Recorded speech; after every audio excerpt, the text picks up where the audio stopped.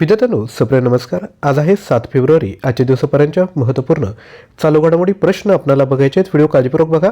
आजच्याच व्हिडिओतून तुम्हाला एक होमवर्क मी क्वेश्चन देणार आहेत. त्यामुळे व्हिडिओ काळजीपूर्वक बघायचा आणि त्या प्रश्नाचं उत्तर खाली कमेंट करायचं आहे. व्हिडिओला सुरुवात करूया. सर्वात पहिला प्रश्न आहे, अलीकडेच 95 देशांना जोडून पहिले जागतिक बिग कॅट शिखर संमेलन कोण आयोजित करणार आहे? चीन, भारत, जपान यापैकी कोणीही नाही. तर याचं योग्य उत्तर आहे भारत. लक्षात घ्या, भारत 2026मध्ये पहिले जागतिक बिग कॅट शिखर संमेलन आयोजित करणार आहे, ज्यामध्ये 95 देशांचे नेते बिग कॅट संवर्धनासाठी सहकार्य वाढवण्याच्या उद्देशाने सहभागी होतील. पुढील प्रश्न, अलीकडे कुठे अग्निपरीक्षा सरावासाठी सेना आणि ITBP यांचा संयुक्त अभियान पार पडला? ओडिसा, राजस्थान, अरुणाचल प्रदेश यापैकी कोणीही नाही.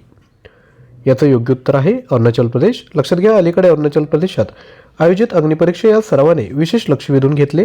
हा एक संयुक्त प्रशिक्षण सराव होता, ज्यामध्ये भारतीय सेना आणि भारत तिबेट सीमा पोलीस दल यांच्या जवानांनी सहभाग घेतला. या सरावाचा उद्देश परस्पर समन्वय आणि युद्ध क्षेत्रातील प्रभावीपणा वाढवणे हा होता. यामध्ये लाईव्ह आर्टिलरी फायरिंग आणि प्रत्यक्ष युद्ध सरावाचा समावेश करण्यात आला, ज्यामुळे गैर तोफखाना दलांनाही अग्निशक्तीच्या एकीकरणाची समज मिळाली. अरुणाचल प्रदेश आलंय, तर याविषयी अधिकची माहिती बघून घ्या. अरुणाचल प्रदेश आहे या ठिकाणी. स्थापना झाली 20 फेब्रुवारी 1987ला. मुख्यमंत्री आहेत प्रेमा खांडू. राज्यपाल आहेत कैवल्य त्रिविक्रम पारनाईक. राजधानी आहे इटानगर. जिल्हे आहेत 25. क्षेत्रफळ आहे 83,743 स्क्वेअर किलोमीटर. राष्ट्रीय उद्यान आहे मौलिंग आणि नामदाफा. महत्त्वाची धरणे आहेत रंगनाडी, सुबानसिरी. विधानसभेच्या 60, लोकसभेच्या 2 तर राज्यसभेची 1 जागा आहे. पुढील प्रश्न, अलीकडे 16.5% हिस्सेदारीसह कोणते राज्य भारताचे नवीकरणीय ऊर्जा पॉवर हाऊस बनले? केरळ, ओडिसा, कर्नाटक की गुजरात? तर याचं जे राईट आन्सर आहे ते आहे गुजरात. भारताच्या नवीकरणीय ऊर्जा प्रवासात गुजरातने मोठी झेप घेतली. 31 डिसेंबर 2025 पर्यंत देशाच्या एकूण नवीकरणीय ऊर्जा क्षेत्रात 16.5% हिस्सेदारीसह गुजरात सर्वात मोठे योगदान देणारे राज्य ठरले आहेत.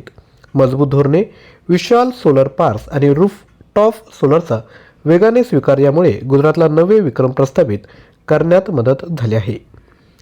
आता या ठिकाणी गुजरात आला आहे, त्याविषयी अधिकची माहिती. पहिल्यांदा गुजरात मॅपमध्ये आहे या ठिकाणी. गुजरातची स्थापना झाली 1 मे 1960ला. मुख्यमंत्री आहेत भूपेंद्र पटेल. राज्यपाल आहेत आचार्य देवव्रत. राजधानी आहे गांधीनगर. जिल्हे आहेत 33. क्षेत्रफळ आहे 1,96,244 स्क्वेअर किलोमीटर. राष्ट्रीय उद्यान आहेत गीर, ब्लॅकबक आणि वंसदा. महत्त्वाची धरणे आहेत सरदार सरोवर, उकाई, काडाना आणि दंतेवाडा, धारोई. विधानसभेचे 182 जागा आहेत. लोकसभेच्या 26 तर राज्यसभेच्या एकूण 11 जागा आहेत. पुढील प्रश्न बघायचा आहे त्यापूर्वी छोटीशी रिक्वेस्ट, व्हिडिओला लाईक केलं नसेल तर एक लाईक करा आणि खाली जे हाईप बटन येईल त्यावर देखील क्लिक करा. पुढील प्रश्न, अलीकडे मेबलिन न्यूयॉर्कने भारतासाठी आपला ब्रँड अँबॅसेडर कोणाला नियुक्त केले आहेत? फोटो बघून तुम्हाला लगेच कळालं असेल. उत्तर आहे कियारा अडवाणी. लक्षात घ्या, बेलबीम न्यूयॉर्कने बॉलिवूड स्टार कियारा अडवाणी हिला भारतासाठी आपली नवी ब्रँड अँबॅसेडर म्हणून नियुक्त केले. कियाराची आधुनिक, आत्मविश्वासपूर्ण आणि नैसर्गिक शैली मेबलिनच्या सौंदर्यविषयक दृष्टिकोनाशी सुसंगत आहे, जो केवळ बदलावर नव्हे तर आत्मअभिव्यक्तीवर आधारित आहे. यानंतर पुढील प्रश्न, अलीकडे जागतिक आर्द्रभूमी दिवस म्हणजेच वेटलँड डे कधी साजरा करण्यात आला? 1 फेब्रुवारी, 2 फेब्रुवारी, 31 जानेवारी यापैकी कोणीही नाही. तर हा जो दिवस आहे तो 2 फेब्रुवारी रोजी साजरा करण्यात आला. जागतिक आर्द्रभूमी दिवस किंवा जागतिक वेटलँड डे संपूर्ण जगात 2 फेब्रुवारी रोजी साजरा केला जातो. 2026 सालच्या जागतिक आर्द्रभूमी दिवसाची संकल्पना आर्द्रभूमी आणि पारंपरिक ज्ञान, सांस्कृतिक वारशाचा उत्सव अशी आहे. ही संकल्पना पारंपरिक आणि आदिवासी ज्ञानाने शतकानुशतके आर्द्रभूमीचे संरक्षण कसे केले आहे यावर प्रकाश टाकते. यानंतर पुढील प्रश्न, अलीकडे कुठे ऑर्किडची नवीन प्रजाती शोधली गेली आहे?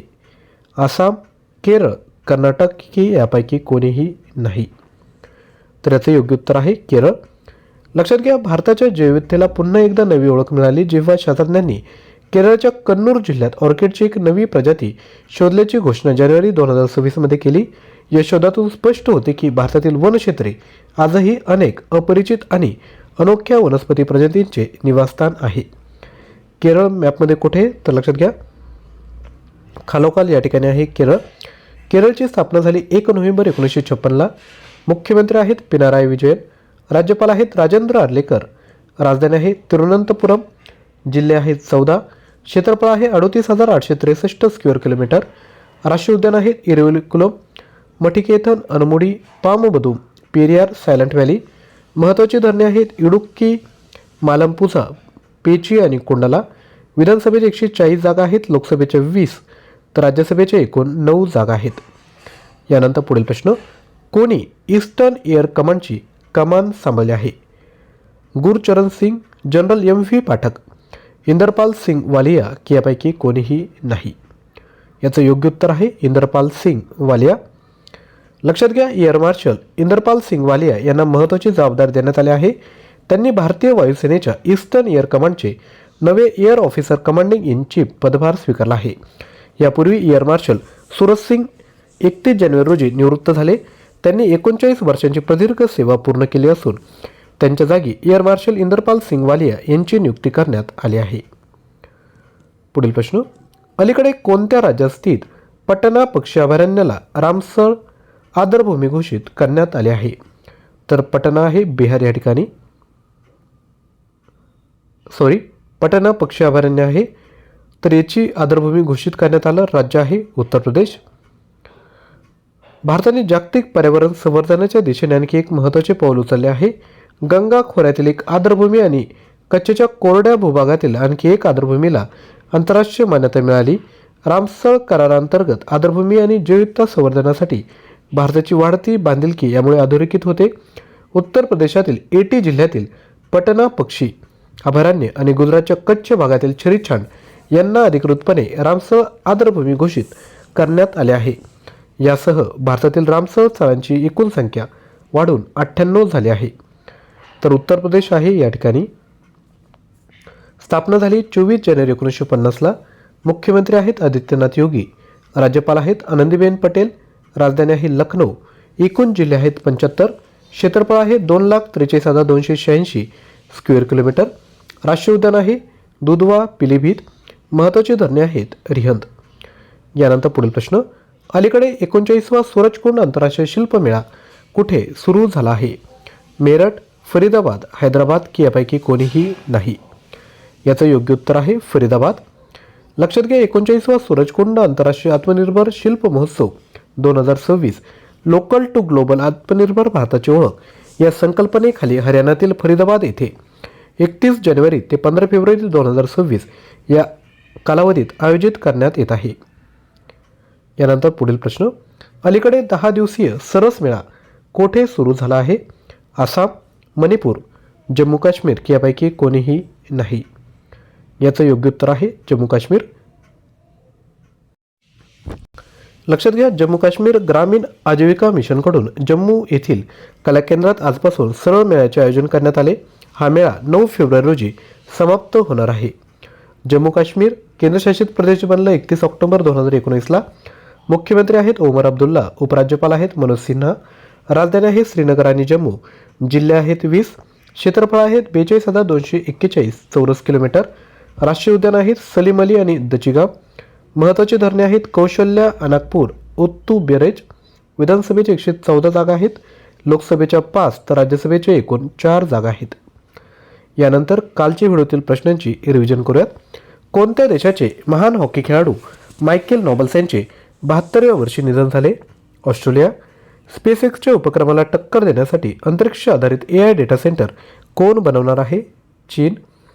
भारतीय तटरक्षक दिवस कधी साजरा करण्यात आला? 1 फेब्रुवारी रोजी. ऑस्ट्रेलियन ओपन 2026च्या पुरुष एकेरीचे विजेतेपद कोणी जिंकले? Carlos Alcaraz. कोणत्या खाडी देशाने भारतासोबत ग्रीन एनर्जी कॉरिडॉरसाठी $10 अब्ज गुंतवणूक करारावर स्वाक्षरी केली? ओमान. अलीकडे 68व्या ग्रॅमी पुरस्कारांमध्ये कोणाने आपला पहिला ग्रॅमी पुरस्कार जिंकला? दलाई लामा. अलीकडे कोणत्या राज्यात जुन्या हस्तलिखित जन्म आणि मृत्यू नोंदीच्या डिजिटलकरणाची सुरुवात झाली आहे? नागालँड.